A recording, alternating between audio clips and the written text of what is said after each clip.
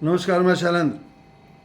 केंद्रीय वित्त मंत्री निर्मला सीतारमण ने 2024 के लोकसभा चुनावों के बाद भारतीय जनता पार्टी भाजपा के नेतृत्व वाले राष्ट्रीय जनतांत्रिक गठबंधन एनडीए सरकार का पहला बजट मंगलवार 23 जुलाई को पेश किया। बजट में रोजगार, मनरेगा, कृषि क्षेत्र, शिक्षा, विदेशी कंपनियों पर कॉर्पोरेट कर की दर, आम आदमी के आयकर स्लैब, सहयोगी दलों एवं जम्मू कश्मीर के बारे में भी उन्होंने बात की। बिहार और आंध्र प्रदेश को मिला एनडीए के साथ देने का इनाम। बजट में आंध्र प्रदेश और बिहार को आवंटन में प्रमुखता दी गई, जिसको भाजपा के नेतृत्व वाले एनडीए की केंद्र में स्थायी सरकार के लिए काफ़ी महत्व है, क्योंकि दोनों ही राज्यों के सत्तारूढ़ दल केंद्र में मोदी की सत्ता में वापसी के सूत्रधार बने हैं अभी भी, और दोनों ही बैसाखी पे मोदी अपना सरकार चला रहे हैं। उसमें से एक बैसाखी भी टूट गई तो भाजपा सरकार संकट में आ जाएगी, एनडीए संकट में आ जाएगी। इसलिए बिहार और आंध्र प्रदेश को मिला एनडीए के साथ देने का इनाम, इसमें उन्हें बहुत बड़ी उपलब्धि मिली है। बिहार को जहां विभिन्न विकास कार्यों और योजनाओं के लिए करीब 58,900 करोड़ रुपए का प्रावधान किया गया है, वहीं आंध्र प्रदेश के लिए 15,000 करोड़ रुपए के विशेष पैकेज की घोषणा किया गया। दोनों ही राज्यों में बिहार को 58,900 करोड़ रुपए का प्रावधान किया गया है उनके राज्य में, और आंध्र प्रदेश में 15,000 करोड़ रुपया विशेष पैकेज का दिया गया है, घोषणा किया गया है देने का। दूसरा, केंद्र के सीधे नियंत्रण में चलाया जा रहा है जम्मू कश्मीर के लिए बजट में 42,277 करोड़ का प्रावधान किया गया है। रेलवे जैसे महत्वपूर्ण क्षेत्र को वित्त मंत्री ने अपने बजट भाषण में नज़रअंदाज किया। हालांकि नई रेलवे लाइन समेत रेलवे बजट की अन्य मुद्दों में मामूली बढ़ोतरी देखी गई। वहीं आम आदमी के लिहाज से सबसे महत्वपूर्ण आयकर के स्लैब में अब स्टैंडर्ड कटौती डिडक्शन 50,000 रुपये सालाना से बढ़ के 75,000 सालाना कर दी गई है। बजट में विदेशी कंपनियों पर कॉर्पोरेट कर की दर 40% से घटाकर 35% कर दी गई है। नई पेंशन योजना एनपीएस में नियोक्ता के योगदान और गैर सरकारी कर्मचारियों के वेतन 10% से बढ़ाकर 14% कर दिया गया है।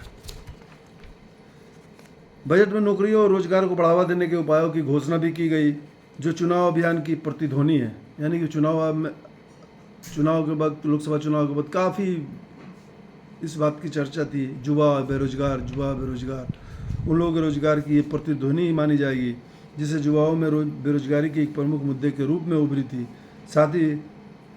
इसके साथ ही हर बजट में चर्चा का विषय रहने वाली मनरेगा, महात्मा गांधी राष्ट्रीय ग्रामीण रोजगार गारंटी योजना को पिछले वर्ष के संशोधित अनुमान के बराबर ही आवंटन मिला है, जो वित्त वर्ष 2023 में खर्च की गई राशि से कम है।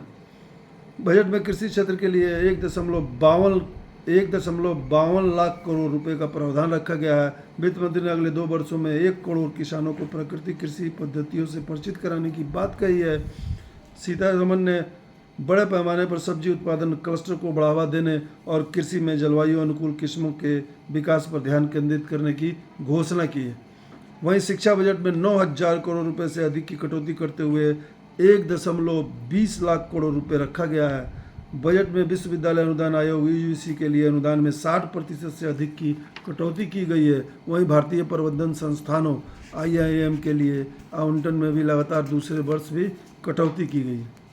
बेरोजगारी से निपटने की तैयारी पर कांग्रेस के चुनावी घोषणा पत्र की छाप महसूस हो रही है, ऐसा कहना है। रिपोर्टों के मुताबिक रोजगार को बढ़ावा देने के प्रयास में वर्तमान बजट 2024 के लोकसभा चुनाव में के कांग्रेस के घोषणा पत्र से स्पष्ट प्रेरणा लेता दिखाई पड़ता है, जिसमें शीर्ष कंपनियों में इंटर्नशिप का वादा करके एक प्रशिक्षुता कार्यक्रम शुरू करने, रोजगार और कौशल विकास के लिए प्रधानमंत्री पैकेज के तहत रोजगार प्रोत्साहन के लिए 3 योजनाओं और रोजगार तथा निवेश को बढ़ावा देने के लिए एंजल टैक्स को समाप्त करने का वादा किया था। सीतारमण ने लोकसभा में केंद्रीय बजट पेश करते हुए कहा कि हमारी सरकार 1 करोड़ युवाओं को 500 शीर्ष कंपनियों में इंटर्नशिप के अवसर प्रदान करने के लिए एक योजना शुरू करेगी। 5,000 रुपये प्रतिमाह का इंटर्नशिप भत्ता और 6,000 रुपये का एक मुश्त सहायता प्रदान की जाएगी। कंपनियों से अपेक्षा की जाएगी कि वो अपने CSR फंड से प्रशिक्षण लागत और इंटर्नशिप लागत का 10% खर्च वहन करें। तो इसके अतिरिक्त इसके अतिरिक्त केंद्र सरकार ने रोजगार और कौशल के लिए प्रधानमंत्री पैकेज के तहत रोजगार प्रोत्साहन के लिए 3 योजनाओं की घोषणा की।